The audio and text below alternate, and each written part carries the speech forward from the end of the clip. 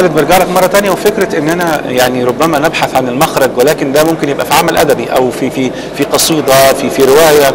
لكن يعني اذا كان دائما هناك من يقول ان الفن متنبئ، الفن يرى خطوة يعني قادمة، هل من اعمالك مثلا ما يسجل ما نحن فيه او يتنبأ او يستشرف الخطوة القادمة غدا شكله ايه؟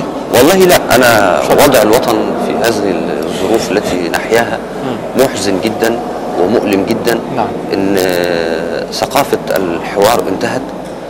لكن اين الامل؟ ربما هذا هو المخاض، ان بعد كده نجد مخرج. نحن ندعو الى وحدة الصف. الصف المصري لابد ان يتحد. نعم. كافة الاطياف السياسية الايديولوجية المختلفة لابد ان تلتقي جميعها على حب هذا الوطن ولصالح الوطن. لصالح الوطن. هناخد حاجة من مختارات نقول هي قصة طويلة، ولكن سنختار منها وحدة الصف. نعم.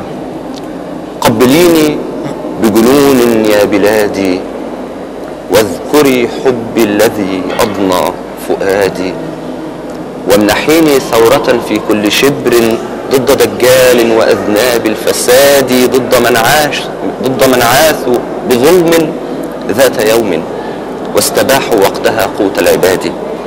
إن يكن فرعون قد أضحى سجينا، فالفراعين الدواهي في ازدياد، طهرينا من فراعين تلاقت ترتضي عودا على بدء ارتداد.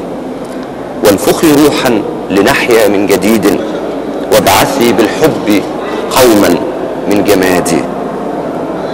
أنت عندي وجه محبوب دعاني في صباحي ومسائي ورقادي.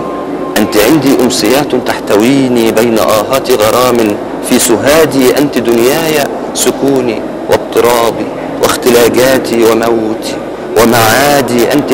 أنت هبات ولاءات غضاب وانطلاقات سلام وودادي. أنت أهرام ونيل نفتديه إن دعا فينا مناد للجهاد. أنت قرآن وإنجيل يصلي في سلام وأمان ورشاد. فإذا مصر اشتهت منا شهيدا، جاء مليون يلبون المنادي. وإذا ناحت بكينا بأنين، رج أركان قرانا والبوادي. وإذا غنت شدونا بنشيد، اسلمي يا مصر من كل العوادي. وإذا قالت مضينا حيث شاءت، وإذا ولت أخذنا في ابتعادي.